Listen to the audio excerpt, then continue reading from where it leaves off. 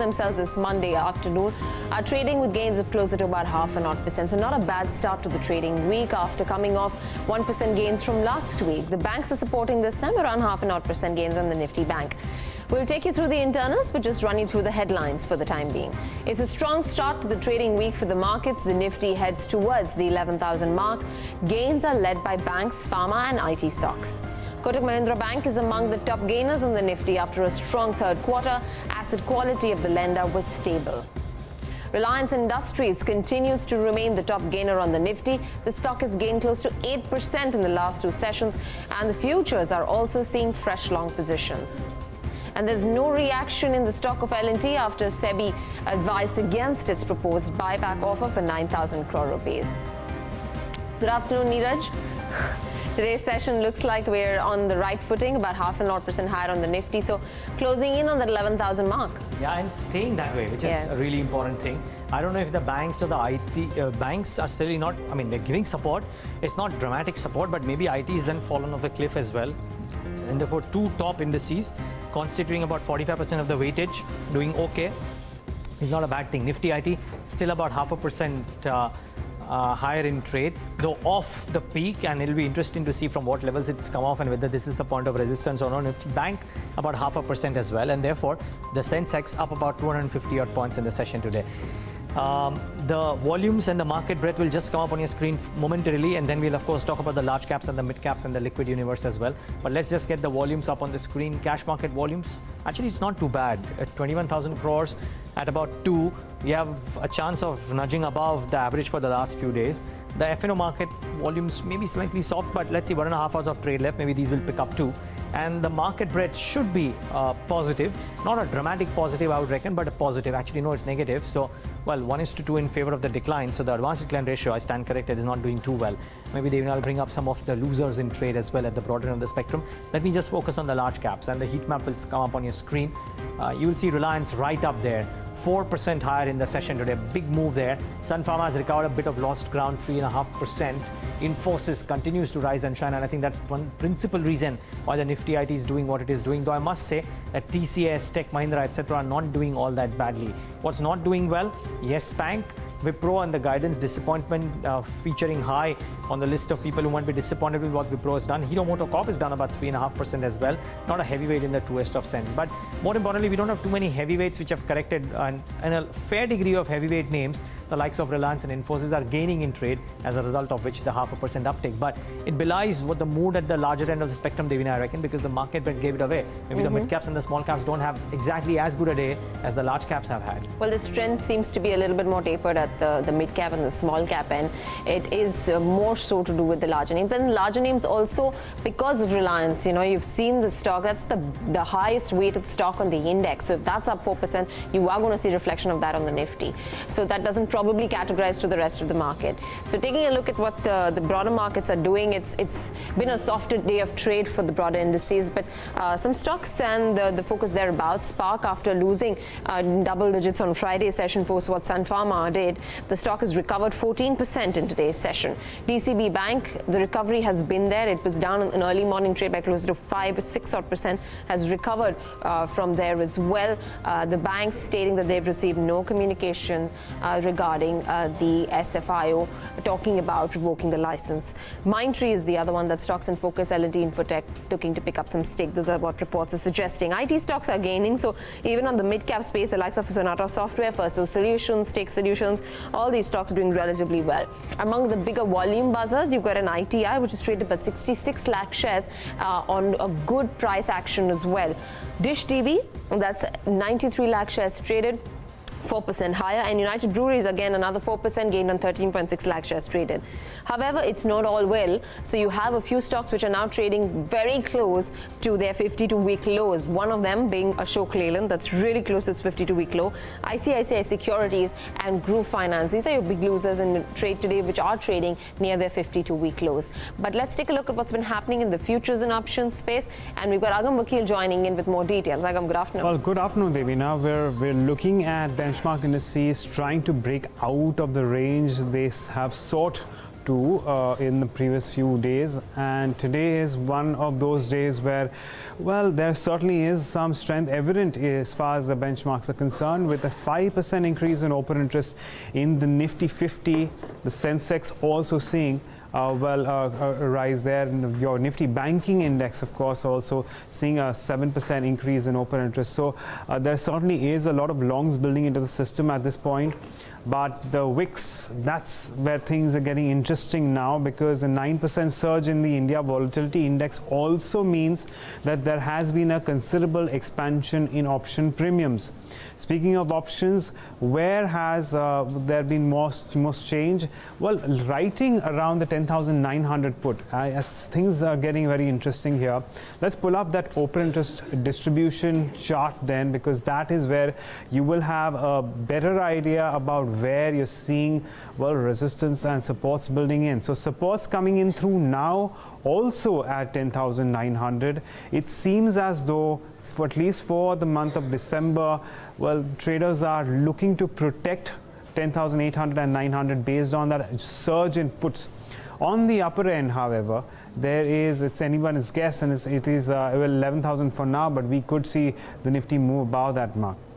Now, NIT Technologies stands out in trade. It's advanced by 5%, 25% added open interest towards longs, followed by a lot of attraction in United Breweries. And we've had a few technical analysts come and talk to us and give long calls in United Breweries too of late. We have Sun Pharma, which is making a little bit of recovery. One might guess that this is maybe a bout of short covering, but it isn't. We're actually starting to see some longs building into Sun Pharma at this point in time. And the final stock I wanted to address was the Vodafone Idea on the losing end. On the other hand, we've seen about weakness, 6% declines in open interest towards fresh shorts. So certainly more gainers in comparison to losers, but well, there aren't enough stocks which have seen as much surge as the ones that I've spoken about right now. All right, Agam, thanks very much for that. That's a quick wrap out in the futures and options space. Well, let's begin this afternoon show with a global voice. Margaret Yan, strategist at CMC Markets, is joining us from Singapore right now. Margaret, thanks very much for taking out the time. Let's start off first, with the data at hand, with the China GDP, retail sales and industrial production numbers. What did you read into? Well, I think today's China data is pretty positive to me, as we didn't see a sudden collapse or a disappointing readings from the consumer sentiment as well as industrial activities. In fact, the GDP data came down at 6.4%, a 10-year low, but it's largely within expectation, and it's slightly moderating from last quarter's reading. And the bright spot for today's data is actually the retail sales as well as industrial output. Both are in line and slightly beat expectation. So this contrasts with a huge disappointment data we have seen in the last couple of months, showing that the government's policy to stimulate the economy by physical and monetary stimulus are playing out to cushion the downside of economic slowdown. And also, despite of slowing down in the auto sales, the rest of the consumer market are actually accelerating. So we are seeing improvement in household electronics, the food, clothing, and furnitures. All these numbers are better than expected. So I think the domestic consumption market is showing resilience against the trade headwinds. What's the sentiment like with regards to the US and China trade talks now? China has promised to go ahead and import more US goods to narrow the trade gap, but the disappointing factor still remains that there's no address to the issue of the intellectual property rights. Yes, over the weekend we heard, we saw news came out from China saying that China is prepared to narrow down the trade imbalances with the United States by importing more of US goods, especially the soybeans, the agricultural, and the airplanes. So this is definitely a good news in the short term, and it may pave a way for a smoother negotiation in end of this month by the high negotiators of both sides in Washington. However, there seems to be lack of address on the key issues, those complicated, long-standing and intellectual property protection and cybersecurity, as well as forced technology transfer. So those are still controversy and disputed areas, and we don't see any meaningful progression in those areas. So as long as those issues are not addressed and fully resolved, I think the trade negotiation can drag beyond the 90 days truce period. But in the short term, China agreed to reduce the trade imbalances is definitely a good news for the short term. And because China accounts for nearly half of all U.S. trade deficits, so this is definitely a good news for the U.S. dollar, as we see that the U.S. dollar has surged quite a lot for the last couple of days. Mm-hmm. All right. What's the take on global equities now, particularly the way we've been seeing the equity markets in the U.S. moving, and thereof a quick call on the credit markets, the treasuries as well? Yes, we're seeing that global equities, including the US, the Europe, and Asia Pacific index, they are all in the middle of a recovering phase since early of this year. So we have seen a post-Christmas rally driven by the trade truce, as well as Federal dovish comment on monetary policy. So and also on the China side, we see that China policymakers, they have carried out triple R cards as well as tax cards to the growth. So a lot of positive policy elements are coming out to support this rally. And the sustainability of this rally, I think, is up to, is again, data-driven. So we will need to see how the trade balances, the PMI data, the GDP growth, and unemployment data is coming out in the months to come to confirm that this rally can be sustainable. And also, we are facing the corporate earnings corporate earnings very soon,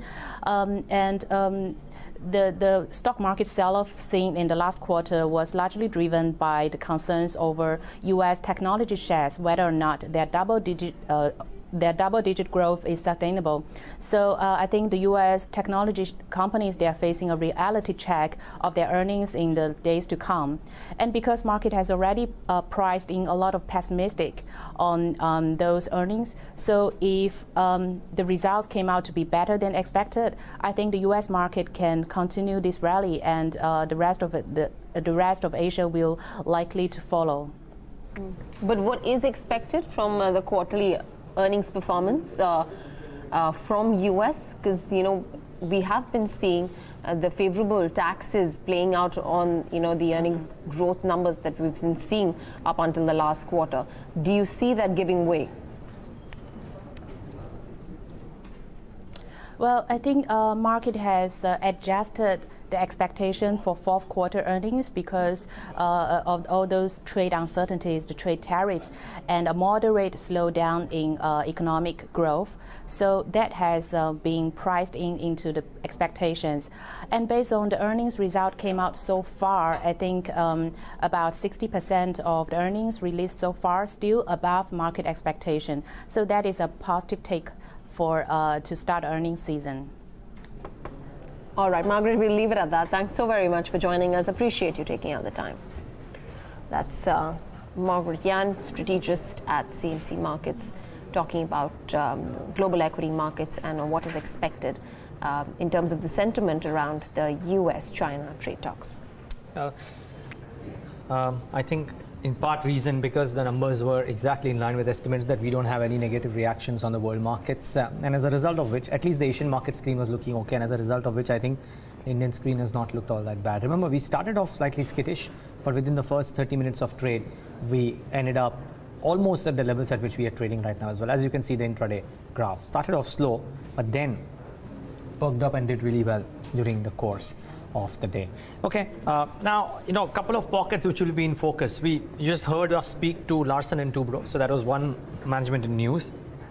There is of course an interaction with Tourism Finance Corporation of India coming up a bit later on, and that is an important one as well. New management, what is their focus, etc. We'll talk about all of that. And then the next piece of news is around the liquor companies, because with Rajasthan coming out and saying that maybe liquor will not be allowed to be sold post 8 p.m. etc., the liquor companies would be under pressure. Now, I think the fear around investing in some of these states will be that due to populist measures or otherwise, steps will be taken incessantly by state after state to show that they are trying to ban what is quote unquote a social evil. Select companies will maybe get impacted with this as well. Or do they? That's the question that we'll try and pose to our next expert. I think we're trying to get the management of Som Distilleries on this and try and figure out what kind of impact can such a move have for liquor companies by and large, and maybe for Som Distilleries as well. I presume Mr. J.K. Arora should be joining us any moment from now to talk about that. That stock has lost a little bit of its mojo as well.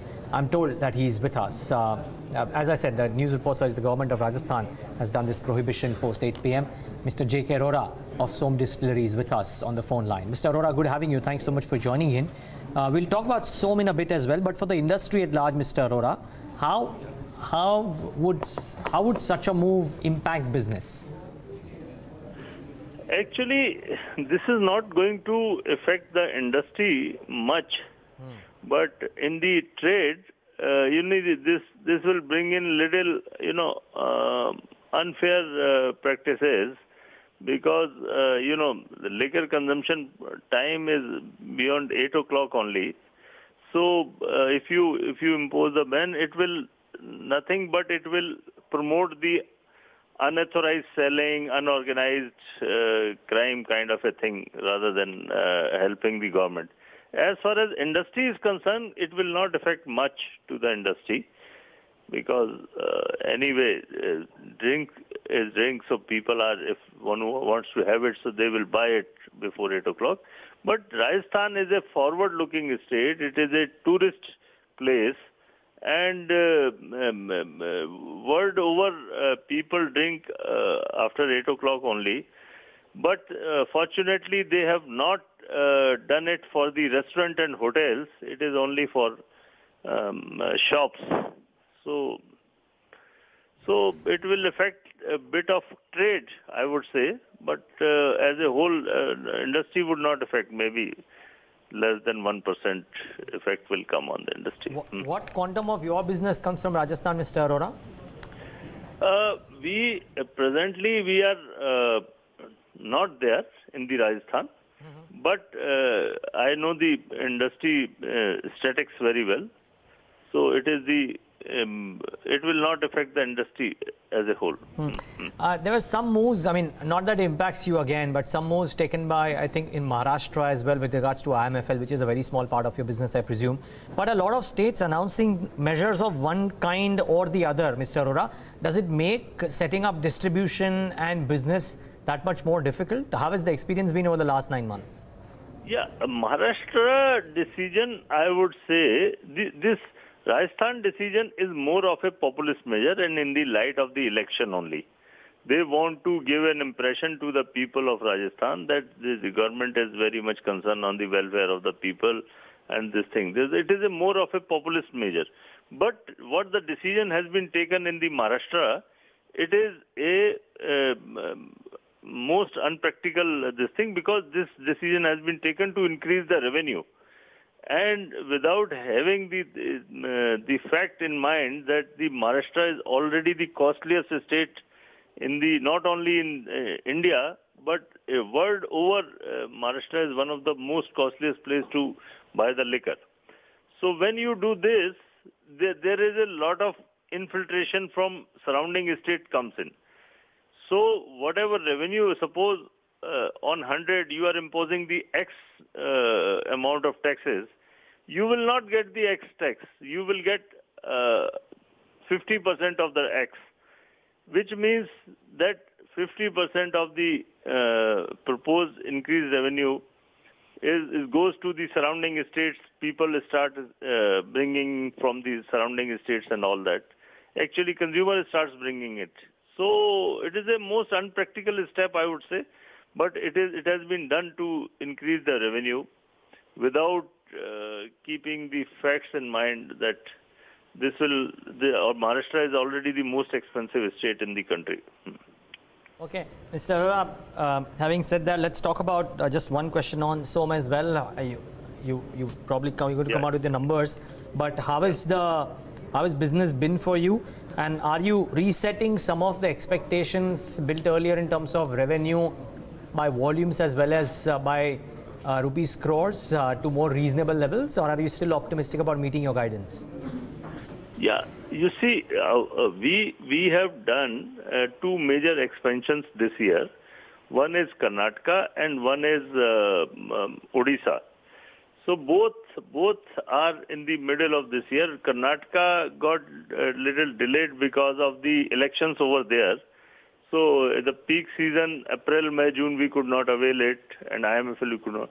But now it has been doing very well, and in this thing, in the coming financial year, in the first quarter, you will see what the expansions we have done. It will bring a lot of good to the company. A lot of top line, bottom line, both will go up. Okay, so it won't happen in the last quarter, quarter 4 of FY19. You presume Q1 FY20 is when the numbers will start showing? Yeah, last quarter will also be good. I would not say this thing. But the actual impact will start coming in from the first quarter of the next financial year. So am I to presume, and we'll talk again after results, but am I to presume that the kind of numbers that you were thinking you will clock in FY19 would be the kind of numbers that you should be able to meet in FY20? No, the FY19, whatever we have projected and whatever we have been thinking, it will definitely cross. But because your ask rate, Mr. Arora, the ask rate on the second half is very high if you indeed want to cross the numbers that you had mentioned at the start of the year for FY19. Yeah. I know this. I am talking of the last quarter. I am talking of the January, February, March is going to be the good for the company. Okay. But the major increase will come from the first financial quarter. Okay. We'll leave it at that. Mr. Arora, wish you all the best for that. And thank you so much for throwing some light on this event as well. And have a good quarter. Thank you. That's J.K. Arora, the Chairman and Managing Director of Som Distilleries. Well, interestingly, I doubt that in each way the management will probably come out and say that the numbers will get impacted materially. He mentioned that for Maharashtra, because it's a bit of a regressive step, he doesn't get impacted too much. But for Rajasthan, he doesn't believe that it will be a dramatic impact. They anyways don't have too much of exposure to Rajasthan, but he believes that for the industry as well, the impact will be minimal on the liquor industry. And maybe Som is not the right company, but United Breweries and some of the others are not even reacting too dramatically to this. Which would be the case, right? Because it's just a time restriction. If you get it before time, that should not impact your volumes in any meaningful way. And that too probably not in restaurants, but only in the shops. So hopefully shouldn't be an issue. Well, the stocks are definitely not reacting. What is reacting though, Devina, is Hero MotoCorp now down the lowest point of the day. Wipro is down about 2.5%. But the result boys, HDFC Bank and Kotak Bank, not quite perturbed. Kotak about a couple of percentage points up, HDFC Bank about 0.75% higher. In fact, talking about Kotak, it has posted over 20% profit growth in the third quarter, aided by 27% jump in its net interest income in the last 3 months of 2018. Asset quality also improved, with both the net and gross NPA numbers seeing a drop in the third quarter. Darshan Mehta, he's here with us to sum up how the quarter has been for Kotak Mahindra Bank. So a decent quarter this time around. If you're looking at the net interest income, that rose almost 27%, coming in higher than what we were anticipating. We were anticipating close to 2,600 crores of NII. They've come out with a number in excess of 2,900 crores. Even as far as the profit is concerned, 100 crore beat on the bottom line. It's a growth of 23%. Asset quality improved both on the GNPA front and the net NPA front. Provisioning right back was there of 23 crores, which clearly impacted the bottom line. But it's not that such a large number. So overall, strong performance. Growth was seen both on the corporate front as well as retail assets, so that was something that went for it. And NIMs at 4.33%, in line with what we were anticipating this time around. CASA ratio at 50% compared to 47% last time around. Average savings deposit moved up by 34%. Current account deposits move up by 9%. Capital adequacy ratio at almost 18%. So overall, rather strong numbers coming in from Kotak Bank on all parameters. Darshan, thanks very much for that. That is a quick take on how Kotak Mahindra Bank did this time around. HDFC Bank is the other one. Did not disappoint at all. So both on the net interest income as well as profitability side, 20% average is what we're seeing for the counter. 2,146 is where that particular counter is trading at. But we'll get our technical experts on board and get our experts as well to talk a little bit more about specific stocks and trends that they're spotting. But one particular stock that's in focus over the last two trading sessions, which has been Friday's session as well as today's session, and that's probably the only reason why the Nifty is doing what it's doing. It's a Reliance Industries holding fort very strongly, about 4% higher in intraday trade in today's session, and volumes have been extremely strong and stable. About 17.5 lakh shares already traded on this one, Neeraj. Yeah, there are 2-3 points, right? I mean, I think everybody knows the points, but just to enumerate what this is, the spotlight is on Reliance because, one, we already established it at the end of the quarter that the numbers were good. Yeah. Reliance Retail did reasonably well. Jio had a good time as well, good quarter. GRM's 8.8 versus expectations, which are way lower.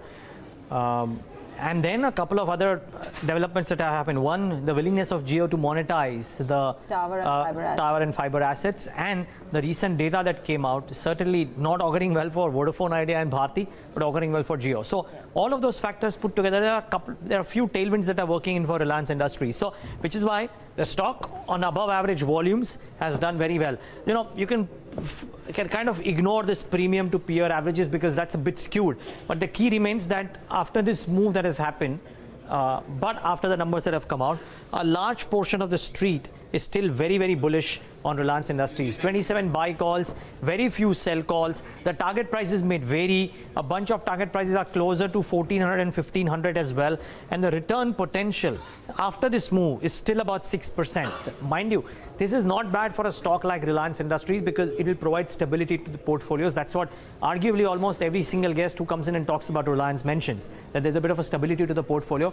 And with quarter after quarter of favorable performance, if they manage to clock in on the Jio front and Petchem remaining as stable as it has, maybe some target prices upsides could come in as well. So those blue sky reports are one factor altogether, but they've been hard to find a fault, more importantly, with Reliance right now. At a point of time when autos have fallen off the cliff, IT, you don't quite know which way the die will roll, and banks, except for HDFC and a few others, having problems of its own.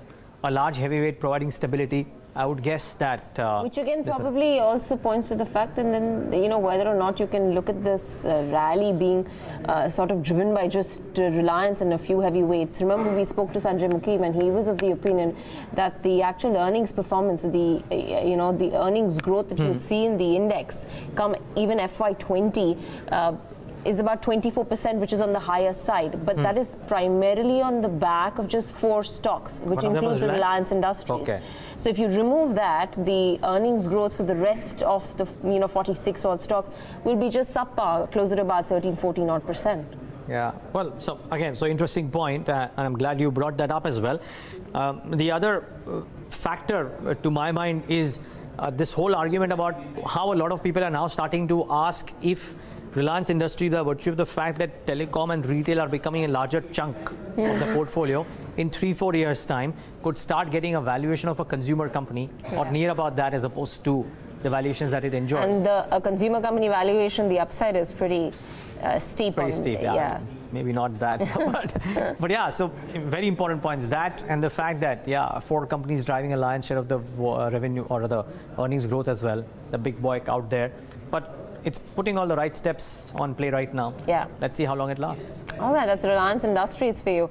The stock, a clear outperformer on Friday's session and today as well, doing its bit to uplift the index. Sumeet Bagadia of Choice Broking is joining us on the show right now. Sumeet, thanks very much for taking out the time. Let's take a look at the index. First off, the Nifty, and what is the call there?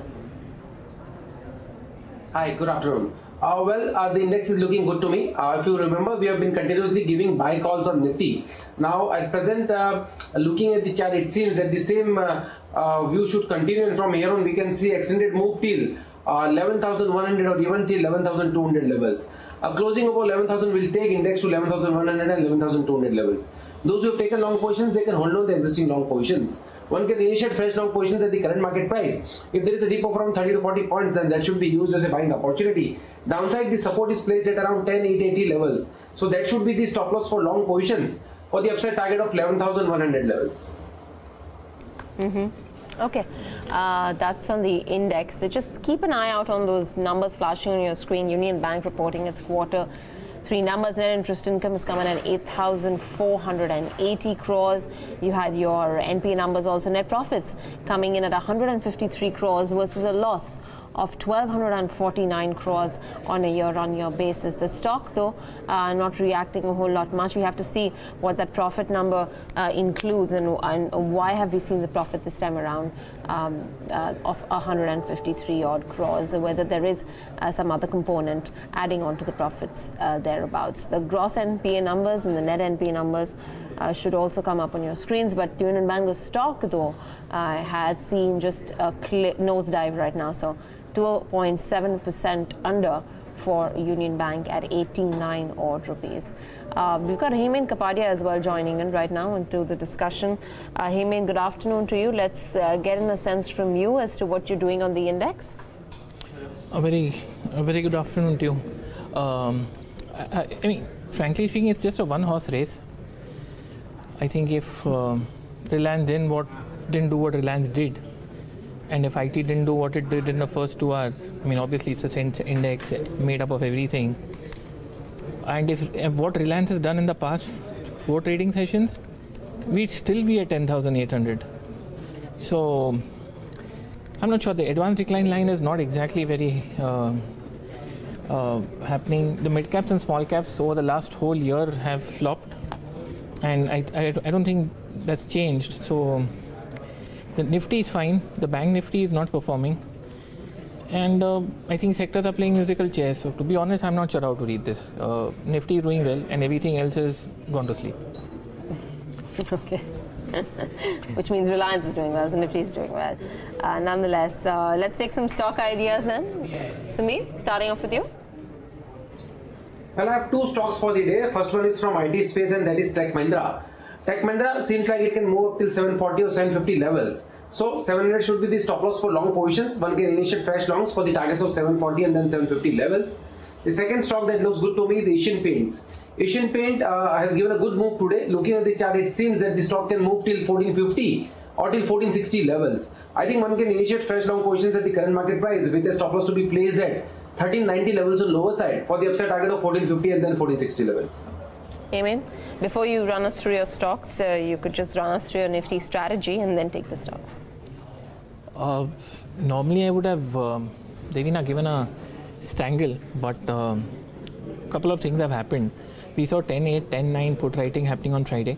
We've seen the 11,000 OI Devina from around 48-50 lakhs slip to 36 lakhs. So I think it's very clear that the doors have opened for the Nifty for 11,000 plus the highest put option OI has shifted upwards from 10,500 to 10,700 or 800. So range has shifted higher. Upside the OI has reduced. So I have a simple plain vanilla 10,700 put selling. Okay. Put selling, interesting. I mean, in light of the view that you have on the index, which is that you believe that it's doing precious little but for select names, I would guess then betting on stocks might be more favorable than betting on the index. And if indeed that is true, what are the stocks that you're recommending today? Well, the first part of your question was fine, but the second part, every 3 days the sector is churning and changing. So, frankly speaking, even the stocks on that, okay. But Castrol, relatively easy, let me put it that way. Okay, yeah. Maybe not that too, but let's talk about the stocks nevertheless. Relatively is a relative word, but yeah, okay. Firstly, a buy on Castrol, 164, 159, target 174, and Tata Elxsi at 975, stop loss 968, target 990. Both buy calls. Okay. 2 buy calls. Tata Elxsi is slightly off from the highs of the day. It's already down. But yeah, it is slightly off. Hemen, do you want to revisit those? Yeah. I need to tweak the figures. So buy at 968, stop loss 960, target 996. Okay, stop is 960 and target is 996. So the stop pulled back about 8 odd points because the stock has come off a bit as well. But still, 960 is the hard stop that Hemen is putting right now. If indeed the stock were to move a bit during the course of the show, we will try and figure out what to do. Okay, before we move any further on specific stocks, I mean, can't not talk about Reliance or a Sun Pharma, but let's first get in Sharad Dubey with a list of some stocks that find mention in his list. Yash, rather, Sharad.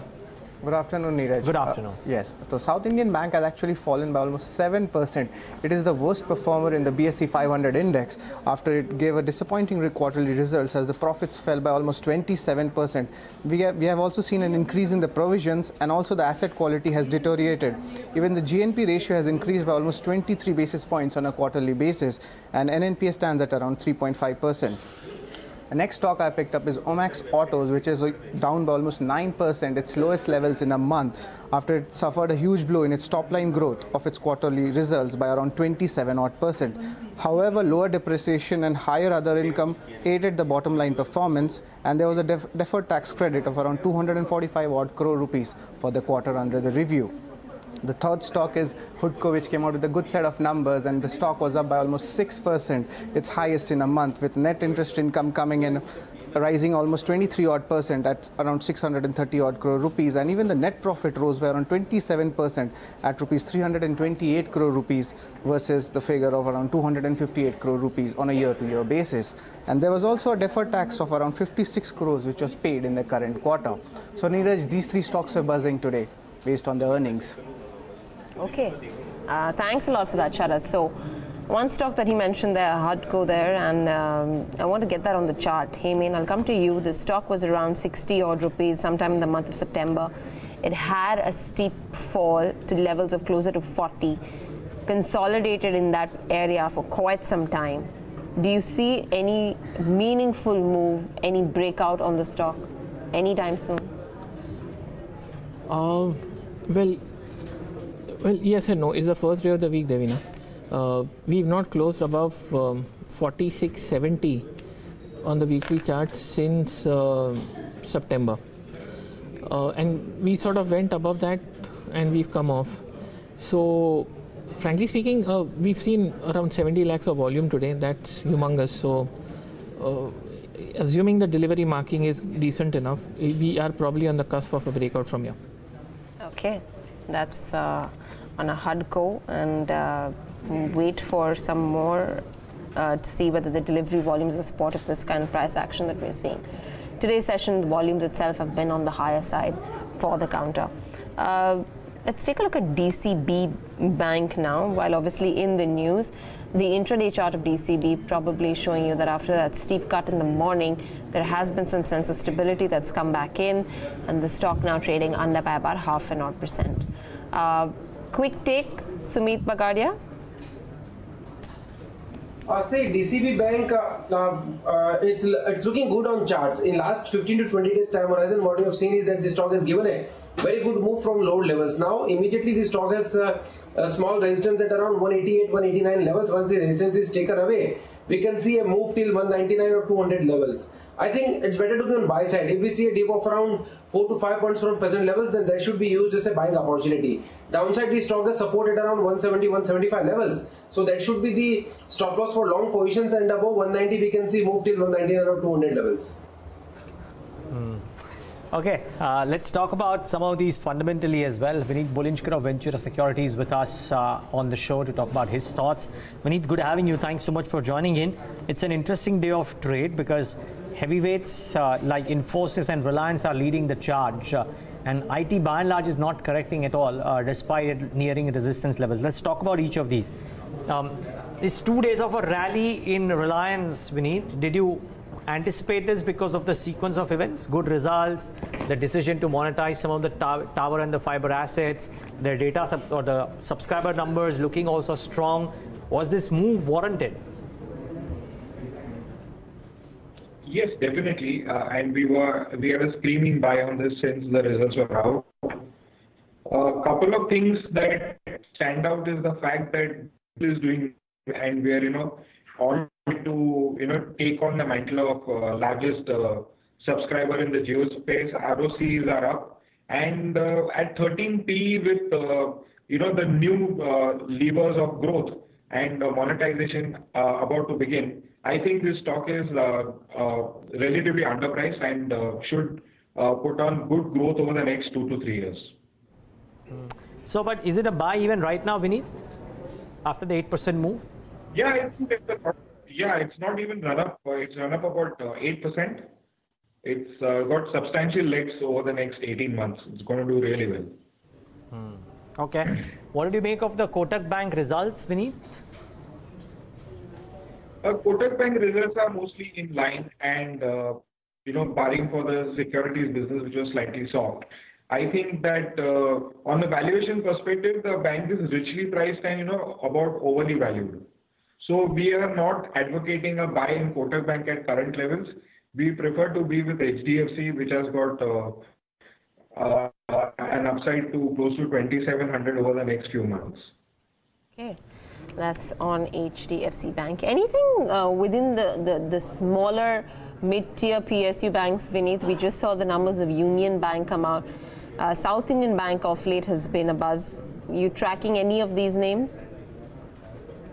So you know what, we don't like South Indian Bank at all because they have misguided us on a couple of occasions. So we would stay away from that counter because the management does not walk the talk. That is number one. And with private sector, public sector banks, we are absolutely staying away, barring for big boy SBI. We still think that a lot of things need to unravel here before any clarity emerges out there. So we are just staying away from the entire PSU space completely. Okay, South Indian Bank though, down about 8% in trade. DCB has recovered a bit. What did you make of this whole development? I mean, it's actually, okay, let me rephrase myself. It's not a development. It's one media report which claims that they've seen the note from SFIO, but we don't know how that would shape up. How have you read into this, Vinit? Do you guys have coverage on DCB Bank? No, we track the company on a passive basis. We don't have active coverage on the stock. We were looking for good price points to enter into or put out a buy report. But with the SFI mode going around, I think it automatically drops down because corporate governance is one thing that is very, very high on our radar, and we're extremely sensitive out here. So anything that has got negative consequences due to corporate governance issues, we stay very far away from these counters. Okay. The Bajaj duo is up and about in the session today, Finserv and Finance. Both of them about a couple of percentage points. So do watch out for that set of names. Strong moves in the session today. Other stocks which are doing well. There is an Alkyl Amines which is up about 6.5%, and by virtue of this move is trading at life highs for itself. Atul Limited at 3590 is up about 1%, and again I reckon a stock which is now trading at fresh life highs at these levels. And the 1 year chart of both of these names would be very, very interesting. Both these stocks have gained, well, I would presume reasonably well. Atul over the last 12 months, maybe over the last 6 months, up about 24%. But as you can see, that so gradual move upwards. Alkyl Amines in the last 3 months has gained really well and now trading at fresh highs for itself. We need specialty chemicals and related pockets, both of these names. The others like Vinit, Aarti, etc. too have done well. Do you guys have coverage here? And if you do, any thoughts on either Alkyl Amines or Atul Limited? And if not, what do you like within this pocket? So in this pocket, we would like to go with Vinati Organics and with Aarti Industries. I think these two companies are doing well, and you have got good visibility on growth going out. So specialty chemicals is very difficult to track, but if you're tracking them, we believe that both Aarti and Vinati by virtue of dominance of its entire portfolio and cost efficiencies, and secondly, Aarti Industries because of visibility of earnings over the next few years, I think we would like to be into these stocks. Okay. For one, Asian Paints, we've been talking about that one, and you're going to be having the numbers also to keep an eye out on, and how they do this quarter, considering how crude oil prices have come off and whether or not they see any form of relief with regards to raw material prices, which indirectly, if at all, lands up aiding their margins. 1.5% higher, that's a 1 month chart there, 2.5%. So not done a whole lot much. So today is still more active in trade. Hemen, Asian Paints? It's given a mini breakout of sorts today, Devina. Volume, yes, volumes also spiked up higher than the last 10, 12 trading sessions. We'll walk into some resistance at 1430, but yeah, we are in an intermediate uptrend, and even it continues to remain so. In fact, it's looking slightly, clearly positive in a slightly iffy market, and it looks good. Plus, there's a 14% long build up. Looks good. Okay, that's good on Asian Paints. The stock's going to be reporting its quarter 3 numbers tomorrow, so watch out for that one. Mindtree. Vinit talks of L&T Infotech looking to pick up some stake in Mindtree. The stock doing well at open, but now giving up most of those gains and absolutely flat, about 885. And also, if you would probably look at some of the other mid-tier IT names vis-a-vis Mindtree. So, Mastec is one of our top picks. We like Mastec. First Source is another stock which we are looking at now. And I think these two stocks could do well going out into the future. Okay. I want to bring up the sugar companies and see what they're doing in the session today. So Balrampur Chini, Renuka, etc. and the like should come up on your screen, because ISMA has gone ahead and cut the output for sugar yet again. Now, the note has been that the estimate has been cut to 30.7 million tons from 31.5 million tons. The bulls in the sugar space might believe that ISMA is a bit slow in delivering these output cuts. At some point of time, the output cuts will be strong. Maybe one more could come in, and that would lead some stress on the already on the numbers for the next financial year, which are anyways looking a bit depleted on the opening stock front. And therefore, what does that do to sugar prices and eventually to the fortunes of some of these sugar companies? Vinit, the street has been in denial. My question to you is there, if you don't look at the history and just look at the current statistics, the fact that it's not just the sugar income but the ethanol income as well that is now playing into these sugar companies' P&Ls, does that give some leeway for investing, or would you be on the same side of the street, which is let's avoid and not touch sugar, because for the last 10 years, despite multiple promises and multiple things, the stocks haven't created wealth? No, we are contrarians out here. We are quite positive on Balrampur Chini, specifically because they have done a lot of capex, and all those assets are now going to start yielding revenue. Number one. Number two is the fact, if you remember, the sugar season started with a 35 million ton kind of forecast, which has now come down to 30.7. And Balrampur Chini were the guys who were saying that it would be much, much lower. In fact, our channel check suggests that it could even be sub 30. If you have that kind of number coming in, the supply side will be easing out, and the oversupply would be easing out. And next year we believe that there would be less plantation, less area going under the cane, and because of this, we think that pricing could improve, and especially after April, I think the pricing could be liberalized once the election seasons are out of the way. So we believe that you should be accumulating the stocks, and you could see some very handsome gains out here. Our top pick out here is Balrampur Chini, because Balrampur has underperformed the entire sugar space over the last quarter, and we believe that there is a lot of catch-up room remaining in this stock. So Balrampur Chini is one stock which we really are positive on. Okay. Before we let you go, Vinit, anything specifically that you are making sure that you want to add into your portfolio, whether or not the prices right now are ripe for that, or you're going to be waiting it out a little bit more, but they're on your radar and you're looking out for them? So we're chasing Reliance now. I'm sorry, I didn't get the name. we're chasing Reliance before it gets out of hand. Okay. Chasing Reliance, though the stock in today's session already seems to be running ahead of itself, about 1238 right now, and continues to go from strength to strength, 4.6% higher this afternoon. Thanks very much, Vinit. Appreciate you taking out the time. And moving on then, the RBI has approved promoter shareholding changes at Tourism Finance Corporation of India. This after Sanjeeva Thomas and Red Kite Capital bought about TFCI's stake in the company. So what's changing under the new management? Yatin Mota had a chance to speak with the Executive Director, Mr. B.M. Gupta. Hear what he had to say. As on date, their combined holding is around 22%. Red Kite as well as persons acting in concern. So they have a combined holding of about 21% or so. And in order to take over the management control and then join as a promoters group, they need to increase it to 26%. And that triggers the open offer. So they have indicated their willingness and their intention to have an open offer in the month of July.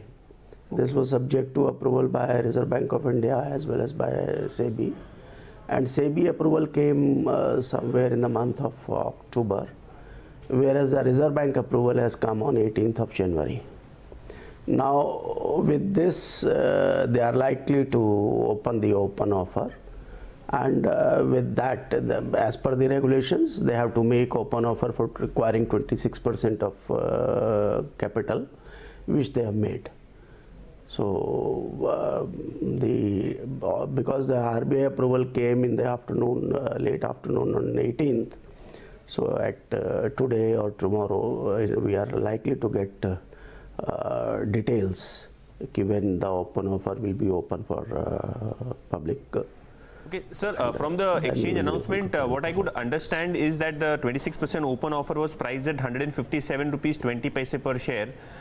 Given the fact that there has been delay, so would there be interest payment also by the the new promoters, which is Red Kite and Mr. Thomas?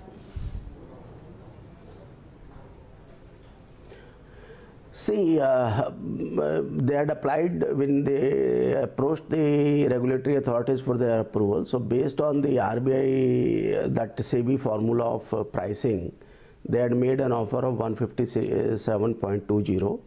And they had sought approval at that level. And as per the SEBI approval, because of the delay in getting RBI approval, they are supposed to offer 10% interest on that price. So they would be working with their merchant bankers and they will come out with the details at what level or at what price the open offer will be open to the public. Okay. It will be 157.20 plus something. Okay.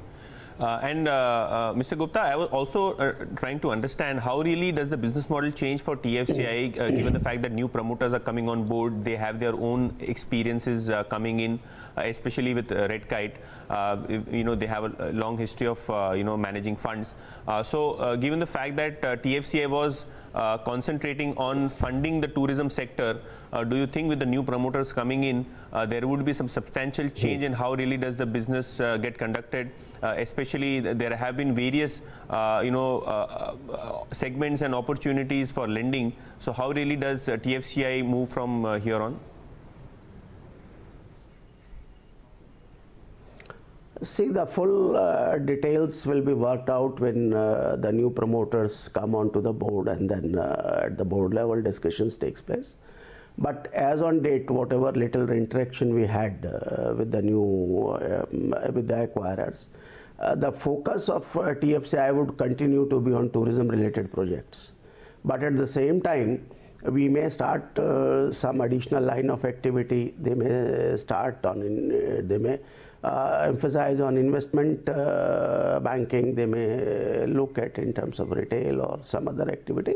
So that will be developed as an additional platform in TFCI. So this is what we have been looking for. Okay. So talking about the current... so far as tourism is concerned, the entire focus they will continue. Okay. Sir, talking about the tourism segment in which basically it is more or less relating to hotel funding, or large portion comes in from that pie. How really is the business shaping up right now, and how really are the growth drivers moving for the company? And if you could also give us what kind of a growth do you see for FY19 in terms of the loan book? Sir, our results for this third quarter is almost on the final stages. The audit is going on.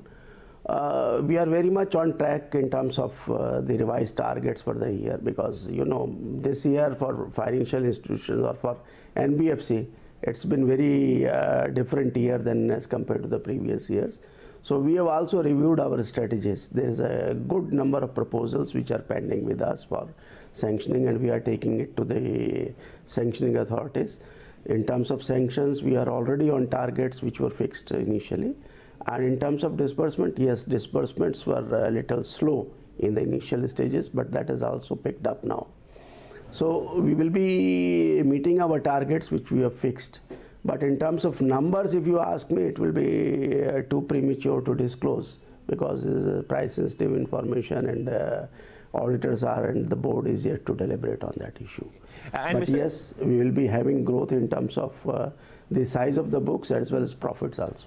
Okay. And Mr. Gupta, if you could tell us how really is the asset quality shaping up for the sector, because in general we have seen some uptick for the hotel industry as such in terms of average room rentals, and overall occupancy has been moving up. So as a company, how do you see the asset quality moving forward? I am not asking you for a quarter guidance or a year guidance, but in general, how do you look at asset quality for this particular segment in which you operate?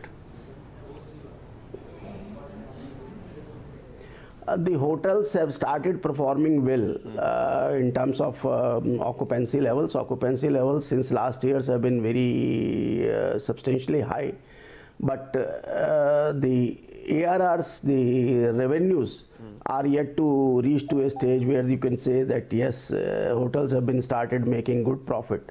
But yes, from October, November onward, the outlook is very positive and very good. But the only thing is there are various disruptions also in terms of the online bookings, and the competition is also, that is why the competition is also increased. That is why the rates have not yet increased to the level where the hotels can make substantial profits. But definitely in the time to come, in the immediate near future, the things will improve sizably on this. And perhaps we can look at 1920 as 1 year wherein the hotels will be in sizable profits. Okay. And so one final question, since there have been various growth opportunities for TFCI, right now it might be sufficiently funded, but for the next 12 to 18 months, do you think any kind of equity funding would be required for TFCI in order to meet the growing loan book or probably undertake various other business activities?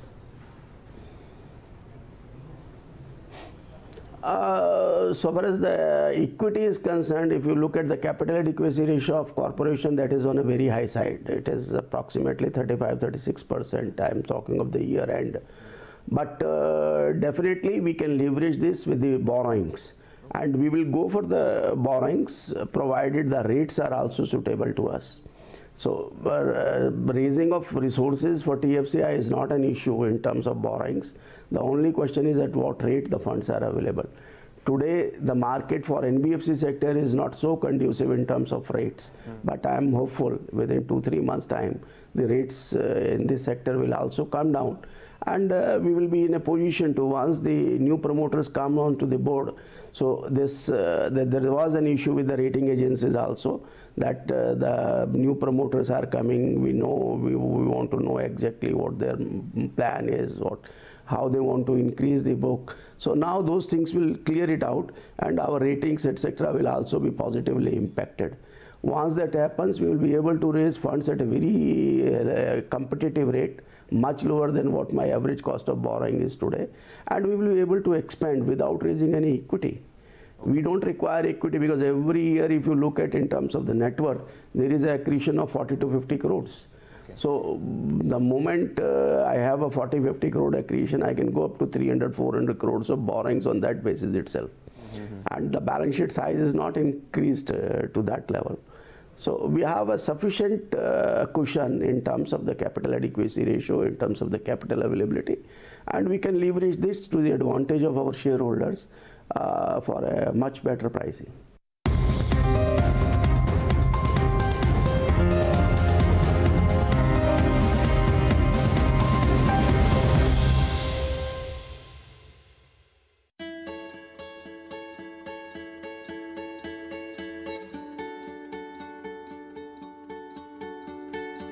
One way to do that is to collect and celebrate the life lessons of those people.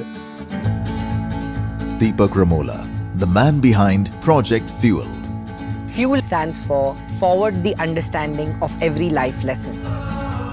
His audacious mission is to immortalize the wisdom of as many people as possible. One thing I was absolutely sure about, I don't want it to be a quote on the wall. I want people to experience. So the experiential part is where we use different tools and mechanisms to create one act, and the act is of making lives count. Watch his exceptional story, Pursuits by Skoda, only on Bloomberg Quint.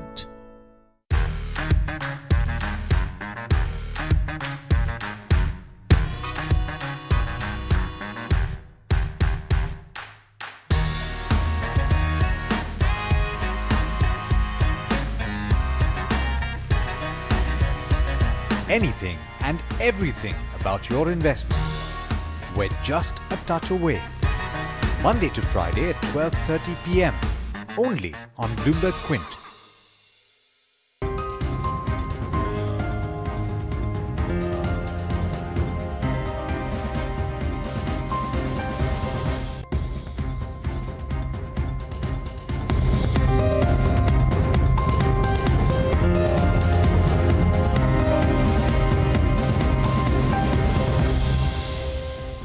Countdown right here on Bloomberg Quint. We are at those levels. By the way, a couple of results that are up on the screen. Keep in mind, Union Bank, the numbers weren't the best and the stock corrected. Hindustan Zinc, the numbers are out. Revenues at 5540 crores. Union Bank, that is down 5.5% right now. The other one is Hindustan Zinc, where the numbers have come out. 2211 versus 2298. So flattish bottom line performance, lower than the corresponding quarter top line performance as well. Those numbers don't look all that attractive, and the stock is mildly pulling back about a couple of percentage points. It usually is not a very volatile stock, so you've got to keep that at the back of your mind, is Hindustan Zinc. But for now, active. What's gained quite a bit, I must mark, actually maybe Yash will mark those stocks, so I'll kind of refrain from doing that. But there are some mid caps that are firing up in the last few minutes of trade, so we'll talk about those as well. But before we do that, let's get in Yash Upadhyay with the list of the Fab 4 stocks of the day. Yash, good afternoon. Good afternoon, Neeraj. I'll start with GHCL, and that one came out with its numbers just about a while back. And good set of numbers, by the way. Revenues are up 21% to 870 crore rupees. A big 44% jump up in revenues and a 450 basis point expansion in the margins is what's working well, and the stock is up 2.5%. ITI is up 7.5% in today's day of trade after the company received a big order from the Gujarat government worth close to 1200 crore rupees for the Gujarat fiber network plan. Shrey Infra is also in focus, up 3% today after the board of directors of the company approved the demerger of its equipment finance business to Shrey Assets. And I want to highlight United Breweries, that one's up 5% as well. High open interest build-up of close to 15%, so watch out for that. Okay, Yash, thanks very much for that. That's the Fab 4 stocks of the day.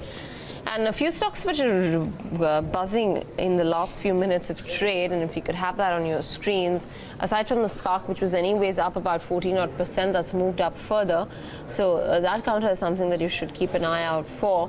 And the other one is Linde India. That's the stock that's been in focus since the last trading sessions. Friday was down 20%. Today in the morning opened lower, but now in the last few minutes of trade has gone up to the highest point of the day, so about 10.5% odd higher on the stock, 675 for that one. Dharmesh, Kant, of IndiaNivesh Securities is joining us on the show as well. Dharmesh, good afternoon to you. What are you doing in the market like this, Dharmesh? It's more of consolidation right now, led primarily by the frontliners like Reliance Industries, the heavyweights like HDFC Bank. But where exactly would you be putting your money? Yeah, good afternoon. Yeah, the market is consolidating, and I think the numbers so far which have come is very much in line, and there are a good set of numbers, be it BFSI segment.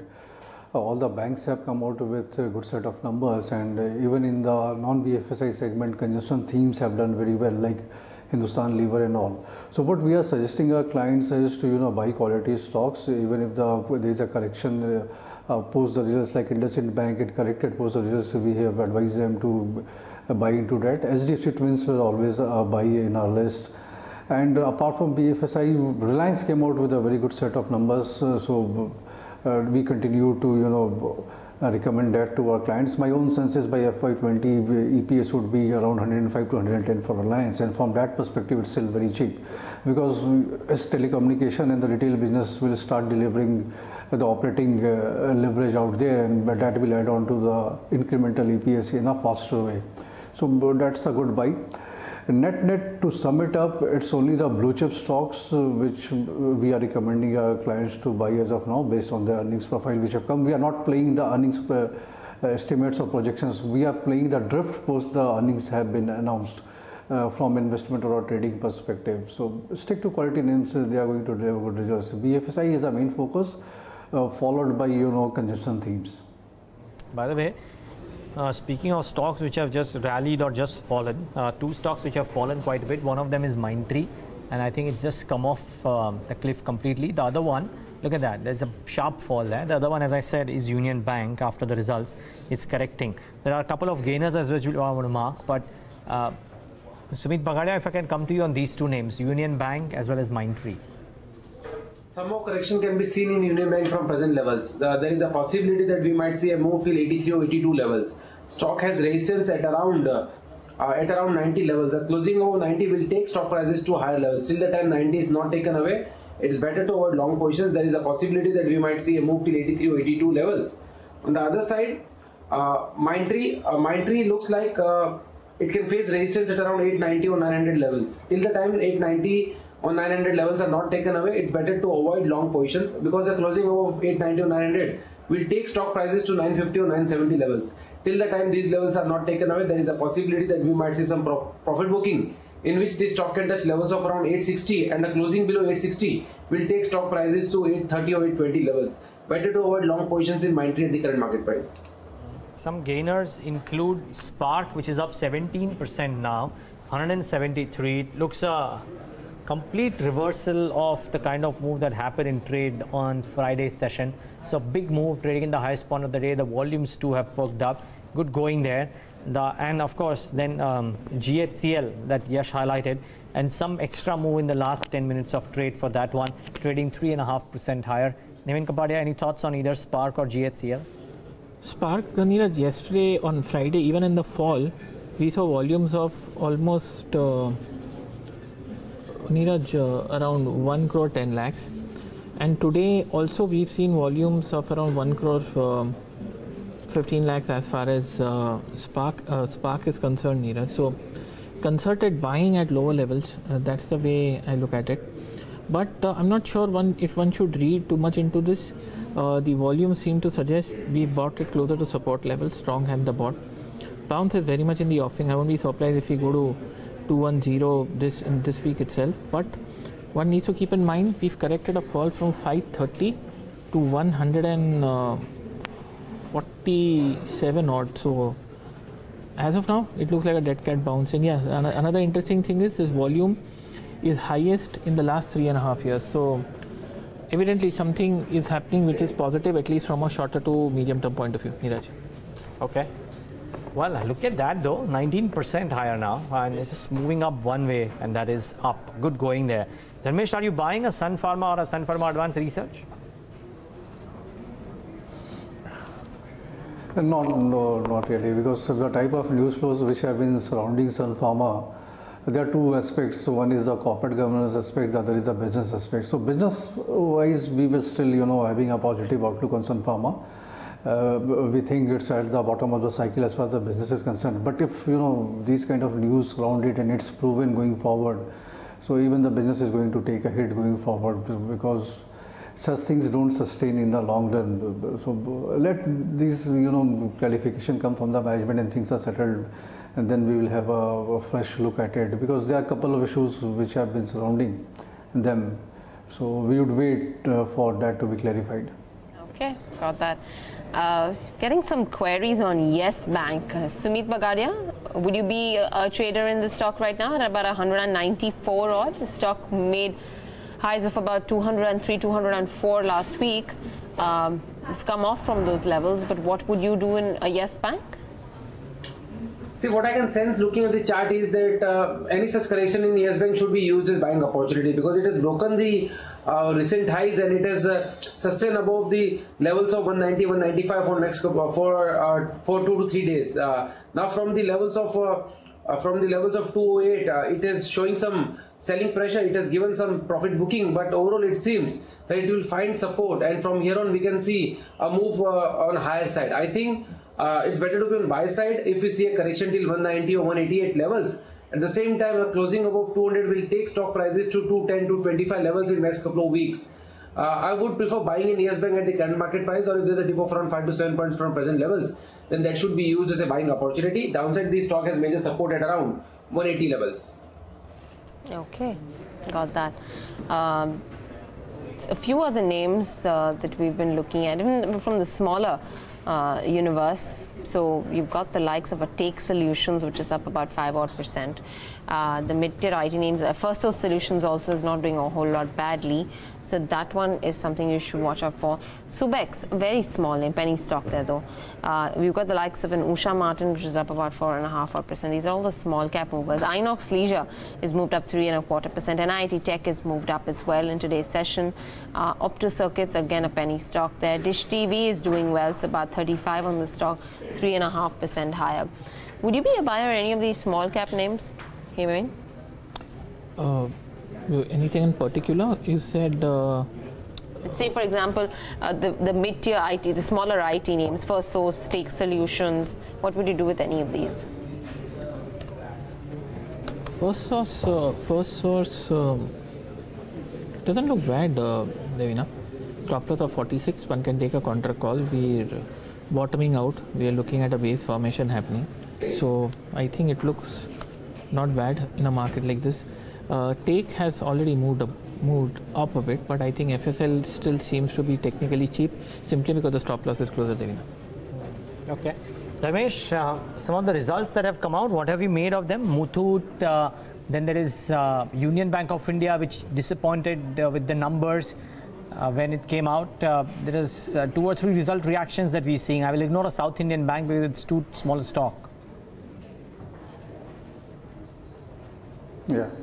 See, Union Bank did disappoint on the numbers count, but I think for the PSBs, one has to wait till the big boys like Bob, SBI and PNB are there out with their numbers. But private sector banks have come out with a good set of numbers so far, so there is no disappointment there, and I think all have posted a decent set of numbers. And even the Federal Bank number was quite okay to me. Going forward, I do think post this consolidation or first 15-20 days of earnings season is through, all these guys will start drifting on an upward trajectory because fourth quarter again should be fine with them. Asset quality concerns which were there earlier has receded to a large extent. Slippages are not great with any of the banks who have announced the numbers so far. At the same time, NCLT registrations are happening. So this will again have reversal of I think SBI should be the biggest beneficiary of all these NCLT registrations coming down the way. But it has moved a bit. So SBI, you don't have a valuation comfort as of now. But there are, public sector banks where the valuation comfort should be there for the likes of like Syndicate Bank or Indian Bank. So these are the pockets one should be watchful for their earnings. But again, having said that, let me put it very clearly, like we would be, buying or recommending a stock only post the earnings have been announced. And if the earnings are good, even the stock price has taken a correction, we would be recommending a buy on that. So overall, in a nutshell, the numbers so far have been very attractive, like 25-30 companies which have reported their earnings from the non-BFSI space. Around 10% kind of a PAT growth has come about, and 20% kind of a top line growth is there. So, and these are not very meaningful companies. So meaningful results are still to come because the PAT growth is low on the account of Infosys having delivered a poor set of numbers. So there were a couple of big boys who PAT was not so great, which is skewed. If you remove Infosys, then the growth is around 16-17%, which is quite good. So results seems pretty okay at this point of time. By the way, Central Bank of India is the other one which is corrected quite strongly. I think it's down about 7%, and largely after the Union Bank numbers. No, actually that's even more sudden. It's just come off the cliff right now, 7% lower. OBC, PNB, etc. The others too have fallen, but Central Bank and Union Bank, the two top losers in the session today. Good time to get a sense of what dealing rooms are recommending in the session today and what are they talking about. Darshan and Yatin are joining us with their channel checks. Good afternoon, both of you. Yatin, let's start off with you first. Neeraj, Asian Paints, that is one stock which is quite choppy in trade today, but managed to gain in the last 1.5 hour of trade, 1.5% up for that one. Domestic funds are said to be buyers ahead of the earnings which will come out later this week. So watch out for Asian Paints. Biocon also is another stock wherein dealers are recommending a BTST strategy, which is basically buy today, sell tomorrow. 1.5% up for that one on good volumes, and the future and option trade is also quite active for Biocon. And finally, do watch out for Manappuram. That is one stock wherein HNIs are said to be buyers in trade at lower levels, and the accumulation could continue for the next 2-3 days is what dealers are indicating. But Darshan has a few more stocks to talk about. Yeah, so Bajaj Finance obviously is the first stock that dealers are talking about. It's gained almost 2%, and it's more of a combination of technical trends as well as domestic funds that are accumulating. So that's something dealers did indicate that even on technical parameters, it has gone above key resistance levels. So Bajaj Finance is something that they're speaking about. GHCL came out with a rather strong set of numbers this time around. It's up almost 3%. And if you see what's happening on GHCL for the past 10-12 days, there is steady accumulation that is happening. And as you see the case in a lot of results, when the results come out, there is a sell-off that usually happens. That doesn't happen. Does indicate that results are strong, and there is sustained buying that's happening on the counter. And the last stock that dealers are talking about is Maruti Suzuki. Again, 70-100 is something they are actively watching out for. They believe that once the counter goes and stays and goes below the 70-100 mark, at least on closing, there could be more potential selling that could come in. So that's something that dealers are talking about. Okay, we'll watch out for all of these names. Thanks a lot for that, Darshan, as well as Yatin. So that's what dealing rooms are saying. Speaking of dealing rooms, let's figure out what Nishal Maheshwari of Centrum Broking had to say on this season's earnings expectations and his view on Sun Pharma. I think market has been unrelenting in punishing stocks basically wherever there is a hint of even a quality issue. So you look at it basically whether it's a large cap or a mid cap, basically I think everywhere basically it has been beaten down, whether it is Yes Bank, Sun Pharma. So everywhere a hint of quality issues, and basically the market is unrelenting there. So I think these are casualties because of that rather than anything else. Actually, I don't see a broader thought process that the large caps are getting are not, because large cap seems to be doing otherwise pretty well, and they are actually holding the market up. Because if you look at the difference between the large and the mid caps, I think mid cap the index should be somewhere between 9,500, and because of the large caps only, basically you are seeing a market at around 11,000 Nifty. So large cap seems to be doing okay at the current moment. As we're in the midst of Q3, we've seen that this time around, at least the larger IT names, not disappointed much, though Wipro, with their guidance cut, seems to be slightly in a bit of a fix. Leaving that aside, what is expected from Q3 in a big way, and any particular sector that you think is going to take center stage for this earnings? So I think this quarter numbers, I think from the corporate banks should be good. I think that is one of the sectors which clearly stands out in the current quarter. So not only the PSU banks, but not only the private sector, but even the PSU banks should post a healthy set of numbers. So I think that is one sector basically which we have been tracking closely and are positive about. The other one is the consumption. Again, lever showed a good volume growth of around 10%. I think that's a very decent number for such a large company. So I think consumption still continues to drive the market. I think volume-wise, cement should be in a decent position, but there has been disappointment as far as the prices are concerned. But I think that seems to be also in a good space. So I think there are some of the sectors basically where you can find good value, and not in FMCG, yes, but the other two sectors basically seems to be in a good spot. Nishal, what did you make of this whole news flow surrounding Sun Pharma? We were speaking to institutional shareholders who held the stock. Some of them held the stock and no longer holding the stock. Some of them still holding the stock in the hope that this will all die down. What is your advice been to your clients who would be asking you about what to do with the big boy? See, in this kind of things, basically it has always been that given that there is so much uncertainty around this and there is no clarity basically with the management is also given that they are also not aware about the letter, at least that's what they put out I think on Friday, saying that we are not aware of what's there basically in the letter.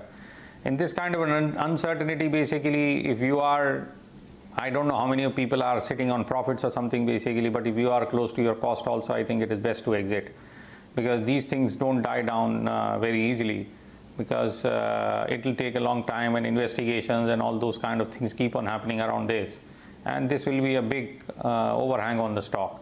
So best to avoid if you are not a buyer, if you do not have it. If you are close to your cost price, I think best to exit. Even on a small losses, basically you should exit the stocks.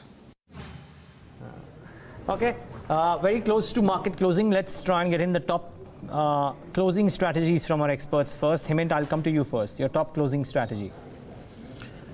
Top closing strategy, Neeraj, I would have a... Can I do it second? Sure. Let's ask Sumeet if he has it at the top of his mind any which way. Sumeet, your top closing strategy today would be? Motherson Sumi looks good to me. Motherson Sumi has given a good move today, and downside it has taken support at around 157, 158 levels. Chart says till then these levels are not taken away, it's better to be on buy side. A closing above 165 will take stock prices to 175 levels in next couple of days. I think one can initiate long positions at the current market price with the stop loss to be placed at 158 levels on lower side for the upside target of 170 and 175 levels. Should we do it after 5 minutes? A top closing strategy? No, it's okay. I was just looking at what to short. Okay. So take your time and look up what you want to short. I just want to see what else has moved around in the last few minutes of trade just before I get in that top closing strategy from Hemen. In the interim, Sumeet, if somebody had a long futures on Reliance call, which is already in, would you recommend taking home the longs, or would you recommend taking some profits off the table? Better to take long positions because charts are looking very strong. It has broken the swing highs. Today's action, today the stock has shown a very good price action, and the move is with volumes. All the indicators are showing that the stock is headed higher. So it's better to take the long positions, because from here on there is a possibility that we might see a move around 30 to 40 points more from present levels. Okay. Just want to take quick call on a City Union Bank. This has been a query that's come to us, and someone wants to know whether or not this is actually a good bet from a longer term horizon. The stock's trading at 191 right now. Dharmesh, within the banking lot, would this be a preferred pick? Yeah, from a small, mid-cap, small banking space, it does look good. But I would rather be buying, RBL Bank or, AU Finance, AU Bank rather than a City Union Bank. Because if you look at the historical trend and the historical growth story, so this has been more of a regional kind of a bank. It has not have a pan-India presence. The management is not focused on, being very aggressive. So, and when MSME, SME segments are doing well, so it's all the small banks are getting their drive really well. So I would suggest your viewer to buy RBL Bank and stay invested for at least for a year, but 20-30% kind of an stock price return should easily be there. The growth trajectory has been very good, 30-35% kind of advances growth, PAT growth is there, and NPA levels are quite controlled, and the bank management is really doing a good job. So my suggestion would be to buy a RBL bank rather than a City Union. Okay. Dharmesh, we'll let you go on that note. Thanks much for taking the time out and being with us. Really appreciate your time today. Thank you so much. Hemen, can we ask you for a closing strategy? Yeah, I would have a sell call, Neeraj. I would have a sell call on PFC, STBT. Okay. What will be the levels? We're at around 105, Devina. So 107 and 101 stop loss target. Okay, so not a 2%, 1% typically. Something slightly different, but 101 target, 107 stop loss. That's the call on PFC. By the way, as we speak, the markets have come off a bit. The Nifty bank has cooled off and it's pulled back the Nifty and the Sensex along with it. Just about 43 points now for the Nifty, and the Nifty bank just about 0.25%. So not the most favorable of closes. Wonder what Europe is up to right now. We haven't, I mean, at least I haven't seen the European markets in the last 20 minutes. Just bring those markets up for you and see what the rest of the world is up to as well. Well, a very mixed bag despite a very strong close by the US markets in Friday. Wonder what the Dow futures are doing. Should pull those as well. Well, down. No wonder. A bit of pressure on the world markets. Maybe that is also coming in. No such pressure on Sun Pharma Advanced Research though. For a stock which was amongst the top losers in Friday's trade, it is the best performing stock on the Nifty 500. 177 and counting. Extremely strong show. The stock that I want to call on is United Breweries. Before we start wrapping up, Sumeet Bagadia, United Breweries up 5%. What should one do? See, United Breweries is looking good to me. Our stock is in bull trend. It has given a one-way move, and now it has given a breakout. I think the stock is headed higher for the targets of 1550 and 1560 levels. Those who have taken long positions, hold on the existing long positions, with the trailing stop losses to be placed at 1430, 1440 on lower side for the upside target of 1550 and 1560 levels. Let's start wrapping up the markets, and they are looking okay off the highs of the day, but certainly in the green. It's about 1/3% for the Nifty, about 0.4% for the Sensex. The Nifty bank about 1/4%. The mid caps and the small caps not quite touching the kind of gains that the large caps have. So about 1% lower a piece for both of these indices, and which explains the market breadth not looking all that favorable today. And they will now bring you up to speed with all of those. Let me talk about the large caps and what they have done. Led by Reliance Industries, the index has held out well, but aside of that and Infosys in terms of heavyweights, precious little that has done well. Though Kotak Bank too could feature in that list, 2.5% higher for that one. And the Bajaj twins, Bajaj Finserv Finance doing okay, Sun Pharma bouncing back a little. Infosys, as I said, about 1.25%, so not doing all that badly. Asian Paints about 1.5%. HDFC Bank marginally in the green. What's not done well? Hero MotoCorp, Yes Bank, Wipro about 3% lower, Maruti 2.5% lower. Oil marketing companies have been soft. Bajaj Auto features in that list as well.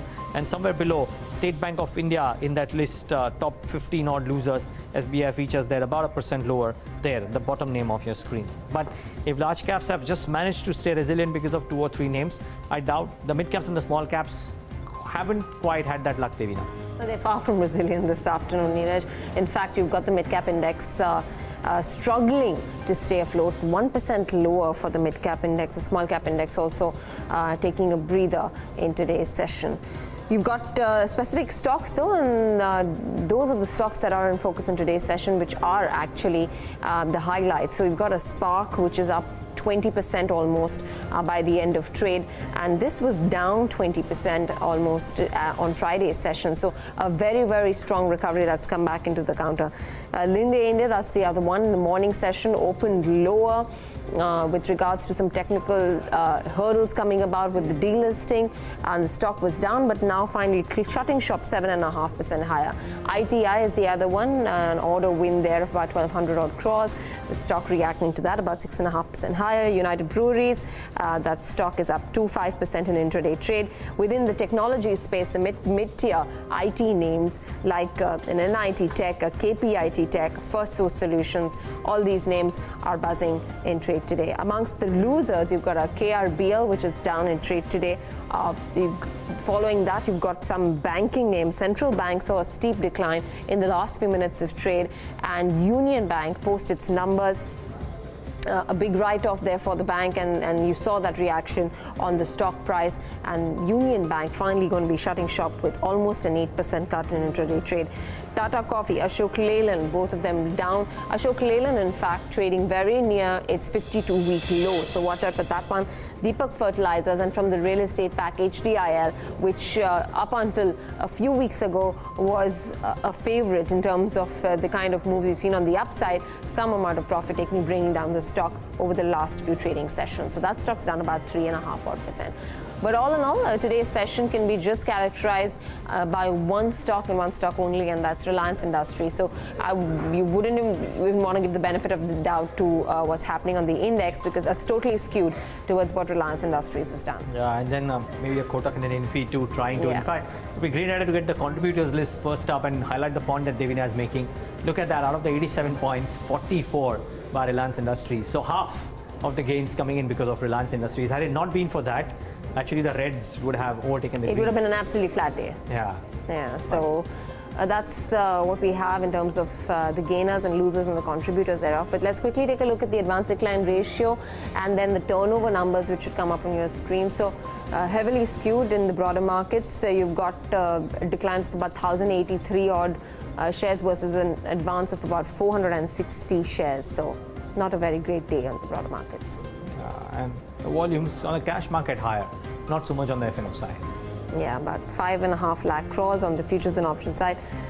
Almost there for the cash market. So yeah, a dull day of trade if you look at the broader markets. The question is, does this lead some pressures on the mood? Final thoughts to both our experts. Sumeet, Bagadia, to you first. What would be the best trade for tomorrow? In index or stock specific? Index. See, the trade is on buy side. We feel that the Nifty and Bank Nifty both are headed higher. I think if by chance if there is any correction seen from present levels, then that should be used as a buying opportunity. We are expecting Nifty to move above 11,000 levels. A closing above 11,000 will take index to 11,100 and 11,200 levels.